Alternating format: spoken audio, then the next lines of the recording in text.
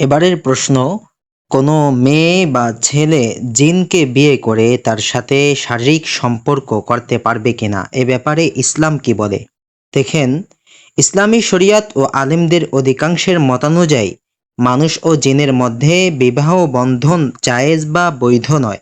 মানুষের সাথে জিনের বিয়ে হওয়ার কোনো সুযোগ নেই। এ বিষয়ে ইসলামের মূল সিদ্ধান্ত এবং এর পেছনের কারণগুলো আমি এক এক করে বলছি।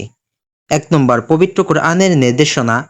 আল্লাহ সুবহানাহু ওয়া তাআলা কোরআনে স্পষ্ট করেছেন যে তিনি মানুষের জোড়া এবং সঙ্গী মানুষের মধ্য থেকে সৃষ্টি করেছেন, যাতে তারা পরস্পরের কাছে শান্তি ও সান্ত্বনা পায়।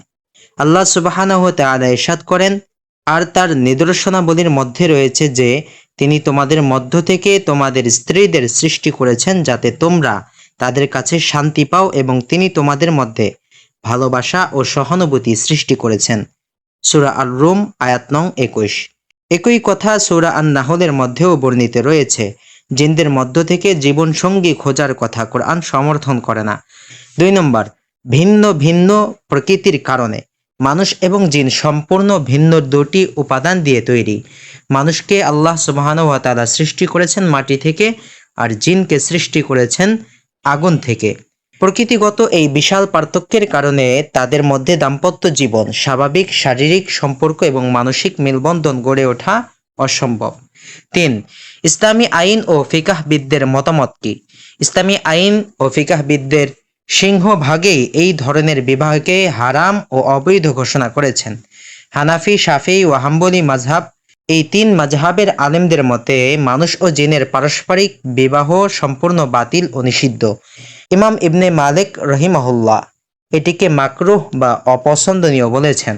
তবে এর কারণ হিসেবে তিনি বলেছেন, যদি কোনো নারী জিনের মাধ্যমে গর্ভবতী হয় এবং তাকে জিজ্ঞেস করা হয় এই সন্তান কার, তখন সে যদি বলে জিনের, তবে সমাজে ব্যভিচার ও পাপাচার ছড়িয়ে পড়ার পথ উন্মুক্ত হবে। তাই ফিতনা বা বিশৃঙ্খলা রোধে এটি নিষিদ্ধ। বিবাহ নিষিদ্ধ হওয়ার মূল কারণসমূহ: ১. বৈবাহিক উদ্দেশ্যের পরিপন্থী। বিবাহের মূল উদ্দেশ্য হল পারস্পরিক শান্তি, ভালোবাসা, বংশবিস্তার এবং সামাজিক ও পারিবারিক বন্ধন তৈরি করা। মানুষের সাথে জিনের বিয়েতে এর কোনোটিই অর্জন করা সম্ভব নয়। ২. অধিকাংশ ক্ষেত্রে এটি মানসিক বিভ্রম। অনেক সময় মানুষ জিন বা ভূতের আছর, মানসিক রোগ যেমন জিজোফ্রেনিয়া বা হ্যালুসিনেশন কিংবা একাকিত্বের কারণে মনে করতে পারে যে সে কোনো জিনের সাথে সম্পর্কে জড়িয়ে পড়েছে বা তাকে বিয়ে করেছে। ইসলামে এগুলোকে শয়তানের ধোঁকা বা রোগ হিসেবে গণ্য করা হয়, কোনো বাস্তব বিবাহ নয়।